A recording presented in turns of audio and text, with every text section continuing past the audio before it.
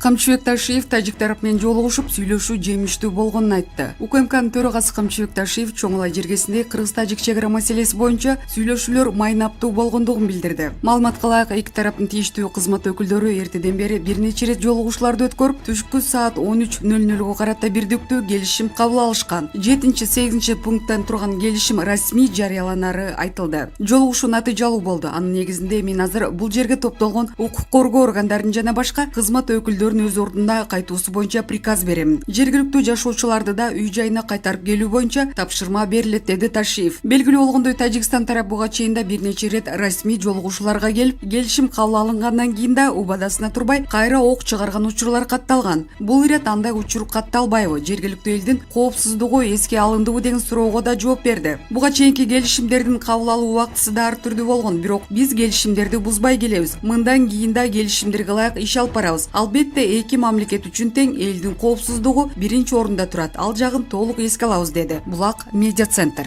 Эл чындыкты билсин. Коррупция менен чоң күрөш болуп жатканда Ички иштер министри да мынтип алаксытышты. Орхан Инандын жоголушу боюнча бул батыш тараптын эле очередной оюну деп ойлоп калдым. Все спланировано заранее. Жакындары шакирттер албетте билбейттир. Бирок бул жерде точно Турциянын тиешеси жок. Аларда эмне Орхандан башка иши жокпу? Байкадыңарбы, батышчыл энполор дайыма биздин президент чет жакка чыгаардын алдында ушундай бир саботаж кылышат. Алар мен кашыкташ биздин саясатчы сөрүүлөрдө билгизбей жардам беришет. Эсиңердеби, Садыр Жапаровдун биринчи жолу Россияга иш сапарынын алдында дагы ушул сыяктуу эле митинг кылышкан Дашков камалсын деп. Кийинки кече жакында эле Сочиге болгон сапарынын алдында Дашков камалды деп жалган маалымат таратышты. Эми Туркияга бара турган иш сапарынын алдында Орхан жоголду, Туркия алып кетти, Эрдоган Садыр Жапаровду сыйлабайт экен жана башка деген сыяктуу макалларды байма бай жазып орус, француз, англис тилдерине чейин которуп таратып жатышат. Бул деген нерсе Эрдоган менен Жапаровдун сүйлөшө турган келишимде тоскоол кылуу, алыстан манипуляциялоо. Ошол эле убакта бийликти гүленчилерге каршы, гүленчилерди бийликке жаман көрсөтүп, жамааттар арасындагы чыңалууну огуп этер козутуп, эки коёнду бир ок менен атышат. Күмтөр боюнча Канада компания менен да күрөш алсырашын камсыздап жаткан бул үчүнчү коён десек болот. Ошон үчүн батыштан каржыланган эсми Facebook баракчаларындагы митинги да жана башка көрүп окугандарында баары биз ойлогондой эле болушу мүмкүн эмес, дейт Жазира Талайбекова өзүнүн Facebook баракчасында. Эл чындыкты билсин. Кадам жайда мал базардан 150 000 сом уурдаган адамды байлап салды. Мал базарда 150 000 сом уурдаган жаранды кармап, столбага байлашты деген видео YouTube тармагына чыкты. Окуя Кадам жай районундагы мал базарда болгону айтылат. Анда чогулган эл ууруну өз алдынча жазалап, уурлукка шектүүнү электр мамысына байлап коюшкан. Булак медиа центр. Эл чындыкты билсин. Исмаил Исаковдун майдачылыгы аксакалдык гендерди кездиби? Түшүндүрмө. Түштүк аксакалдардын төрагалыгына Исмаил Исаковду көрсөтүшсө, бир ыпта сынабай ички ыйкы-тыйкылы күчөгөн айтылууда. 70тен ашкан генералдын жеке сапаттары, майдачылыгы, бөлүп жаруусу жакпай калганбы? Иралды аттуу баштууларыбыз түндүк түштүккө бөлүнбөй эле жашса не? Алакандай кыргыз элин урууруга, аймактарга бөлгөндөрдү токтотуу зарыл. А болбосо ыркыбыз кетет. Булак Арба Кейжи.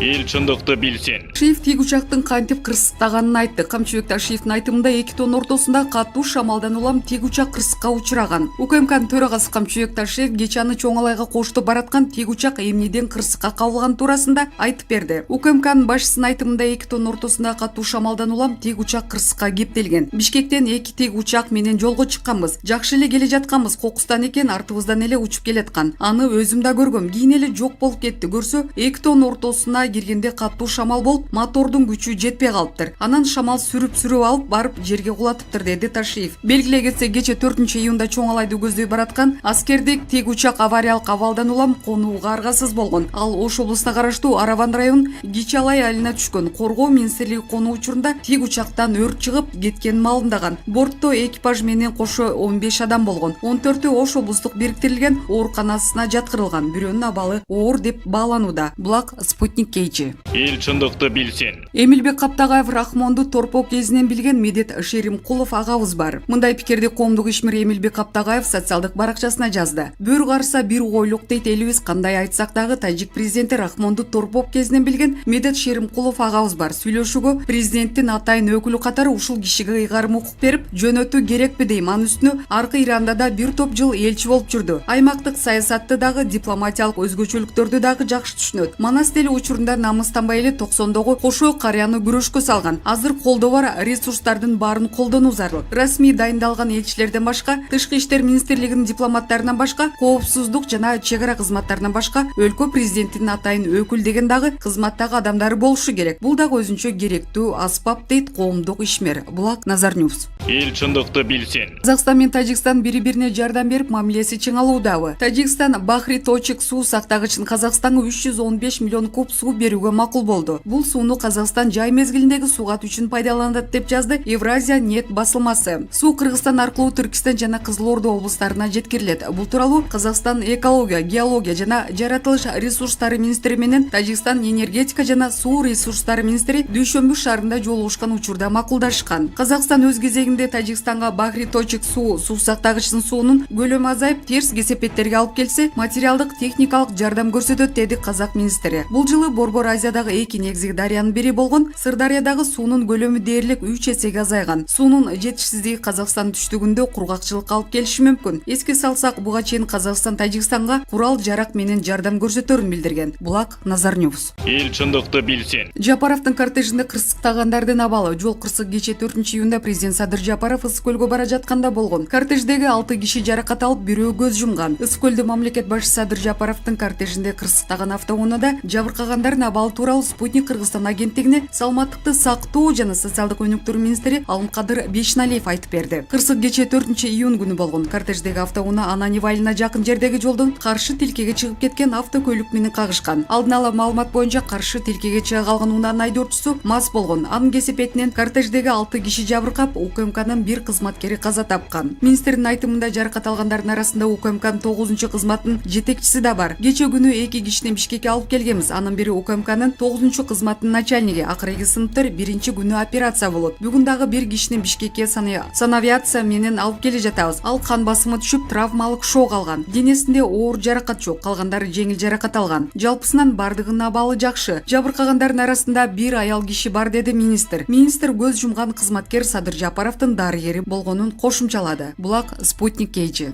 Эл чындыкты билсин. Астан Бекешев Кумтөргө байланыштуу коррупцияга баткан депутаттарды жазалоо зарыл. Кумтөр боюнча камакка алынгандар тууралуу пикириңиз кандай? 17 майда парламентте өткөн жыйында Камчыбек Ташиев азыркы жана мурдагы депутаттардын, ошондой эле Центера менен макулдашууну ишке ашырууда коррупцияга тиешеси бар чиновниктер камакка алынарын жарыялаган. Бирок алар кимдер экени ачыкталган эмес. Ошентип депутаттар арасында кимдер эмне үчүн депутаттык ордун түрмөгө алмашуусу мүмкүн деген сөздөр жүрө баштады. Садыр Жапаровдун Кумтөрдү улутташтыруу жөнүндөгү токтомуна каршы добуш берген 5-чакырылыштагы депутаттар жоопко тартылышы мүмкүн деген дагы ойлор айтылды. Добуш бергендиги үчүн жоопко тарталбайт, бирок укук коргоо органдары депутаттарга дал ушундай добуш үчүн кимдир бирөөлөр пара берген деген өңдүү мотивдерди коюшу мүмкүн экенин белгилөө керек. Ошол жылдарга кайрылсак, сиздин добушуңуз кандай болду эле? Садыр Жапаров башында турган депутаттык комиссия парламентке отчет менен 2012 жылдын июнь айында келген. Баары жакшы башталган, бирок комиссиянын жыйынтыктары боюнча кенди улутташтыруу эмес, Кумтөрдү башкарган мамлекеттик ишкана түзүү керек эле. Анын үстүнө Садыр Жапаров түзүлө турган мамлекеттик компанияга 20 адамды ишке орноштуруу керек экенин билдирди. Долбоордун токтомунда келечектеги директорлор жана бүткүл топ менеджменти аты жөнү да белгиленген эле. Албетте, депутаттар ага макул болушкан жок. Эми болсо ошондо каршы добуш бергендерди эл душмандары катары көрсөтүүдө. Бирок депутаттар Кумтөрдү улутташтырууга эмес, коррупциялык токтомго каршы добуш беришкен да. Коррупциялык токтомго каршы тургандардын арасында мен да болгом. Анткени мага ошондогу депутат Садыр Жапаровдун парламенттин токтому менен өзүн билемдикке салып, топ менеджментти түзүп алгысы келгени жаккан эмес. Демек ошондо каршы добуш бергендердин баары жоопко тартылышы мүмкүнбү? Менин оюмча кеп добуш берүүдө эмес, мүмкүн Кумтөр Голд компаниянын офистеринде тинтүүдөн кийин кандайдыр бир документтер табылгандыр. Болжолум боюнча айрым депутаттардын Кумтөрдүн башкаруучуларынан мектептерге, мекемелерге, жарандарга же кандайдыр бир иш-чараларды өткөрүүгө демөөрчүлүк көрсөтүү тууралуу жолдогон каттары табылгандыр. Кандай болгон күндө да эгер коррупция болсо, анда коррупционерлерди жазалоо керек. Бирок баары мыйзам чегинде болушу абзел. УКМК саясатчыларды эмне үчүн камап жатканы жөнүндө толук жана так маалымат бериши зарыл. Булак Назар Ньюс. Эл чындыкты билсин. Өмүрбек Бабановдун жубайы Өмүрбек Бабанов эч качан коррупцияга аралашкан эмес. Бул тууралуу Сереп медиа маалымат агенттигине анын жубайы Рита Бабанова билдирди. Ал дайыма коррупция өлкөнүн башынан кетпеген кыйынчылыгы дечү. Жолдошума коррупция боюнча коюлган айып абсурд. Анткени ал дайыма өлкө үчүн, өлкөнүн өнүгүүсү үчүн иштеген. Ал өз өлкөсүнүн патриоту. Бардыгы анын таза экенин билишет. Биз ушуга чейин коюлган айыптын маңызын түшүнгөн жокпуз. Анын так кайсы коррупцияга айыптап жатат да түшүнүксүз. Мен да, менин жолдошум да, адвокат да айыптын маңызын түшүнгөн жокпуз, деди жубайы. Булак Супер KG.